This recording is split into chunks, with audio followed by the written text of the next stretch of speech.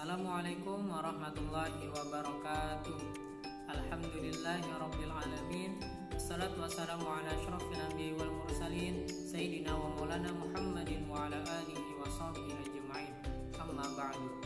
Alhamdulillah, pada kesempatan hari ini saya ingin menjelaskan sedikit tentang materi desain pembelajaran PAI, yaitu dengan judul kebutuhan peserta didik.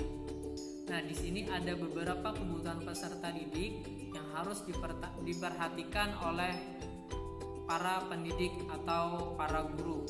Nah, yang pertama di sini adalah kebutuhan jasmaniah.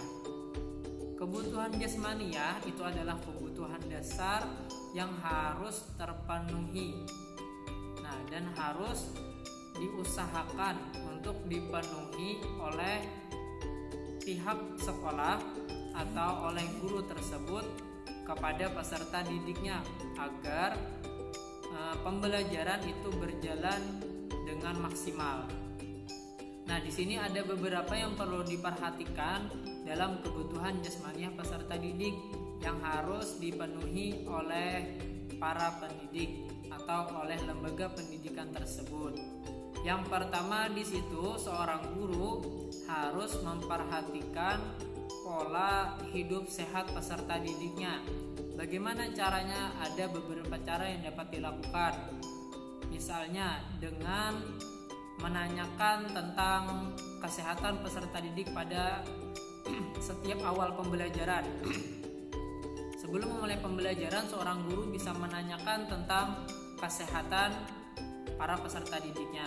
Apabila ada yang sakit, seorang guru harus cepat dalam menanggapi hal tersebut, baik dibawa ke UKS ataupun kalau parah bisa langsung diistirahatkan di rumah peserta didik tersebut.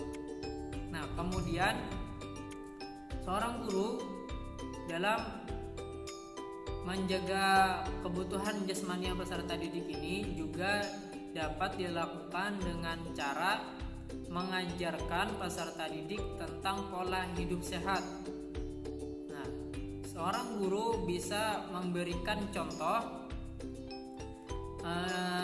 cara mengatur waktu dari bangun tidur sampai tidur kembali agar kebutuhan jasmani peserta didik itu terpenuhi. Makan dengan tepat waktu, tidur dengan tepat waktu, dan lain sebagainya. Nah, seorang guru bisa mengajarkan kepada peserta didiknya dalam mengatur pola hidup sehat. Kemudian guru juga bisa memperhatikan posisi tempat duduk para peserta didik menurut kondisi fisiknya masing-masing. Kalau ada yang lebih rendah, maka harus disuruh duduk di depan. Kalau ada yang lebih tinggi, maka harus disuruh duduk di belakang. Kemudian guru juga harus memperhatikan waktu istirahat peserta didik. Nah, jadi guru tidak boleh mengambil waktu istirahat peserta didik. Kalau sudah waktu istirahat, maka semua peserta didik harus dipersilahkan untuk beristirahat. Kemudian seorang guru juga dapat memperhatikan tentang pendidikan jasmaniah para peserta didik, yaitu pada pembelajaran olahraga. Nah, di situ seorang guru dapat memberikan kebutuhan jasmaniah para peserta didik tersebut. Selanjutnya yang kedua di sini ada kebutuhan akan penghargaan. Nah, jadi seluruh peserta didik itu semuanya mengharapkan akan sebuah penghargaan. Baik itu peserta didik yang akademiknya rendah maupun peserta didik yang akademiknya tinggi, prestasinya tinggi dan lain sebagainya, semuanya pasti mengharapkan akan sebuah penghargaan. Nah, maka dari itu seorang guru harus bisa menghargai semua hasil dari peserta didik tersebut.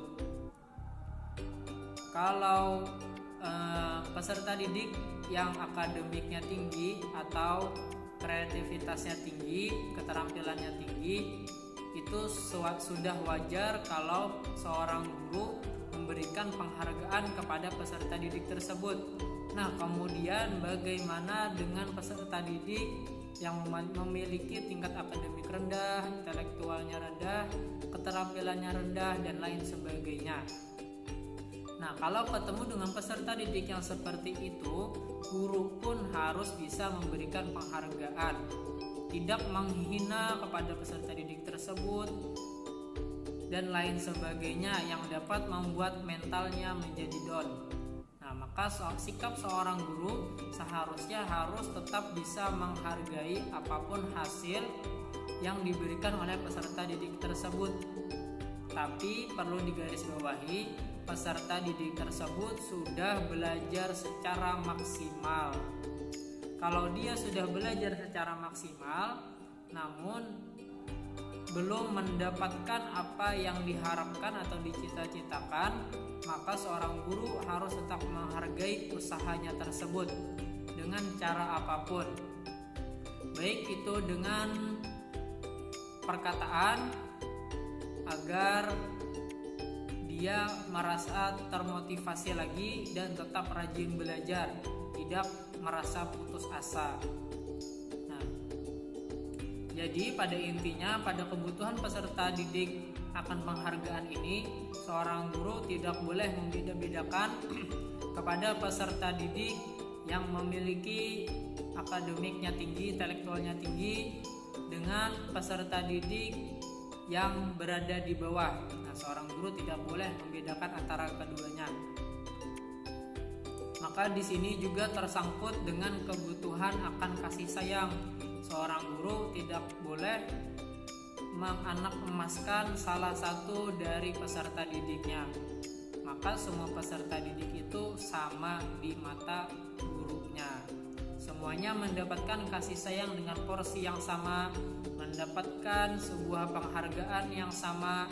Namun yang memiliki tingkat intelektual yang tinggi tadi, yang lebih tinggi, akademik yang lebih tinggi, maka dia berhak mendapatkan sebuah penghargaan yang lebih dari gurunya. Namun tidak meninggalkan kepada peserta didik yang di bawah tadi. Peserta didik yang di bawah pun juga harus diberikan penghargaan agar tetap termotivasi untuk membenahi diri dan melakukan peningkatan kepada dirinya. Apabila seorang guru tidak bisa menghargai usahanya tersebut, maka anak didik tersebut bisa mengalami down dan tidak termotivasi lagi untuk melakukan kegiatan pembelajaran. Baiklah, mungkin itu saja yang dapat saya sampaikan tentang kebutuhan peserta didik. Saya cuma menyampaikan 3 kebutuhan peserta didik, yaitu tentang kebutuhan jasmaniah, kebutuhan akan rasa kasih sayang, dan kebutuhan akan penghargaan. Semoga bermanfaat. Salah dan khilafnya mohon dimaafkan.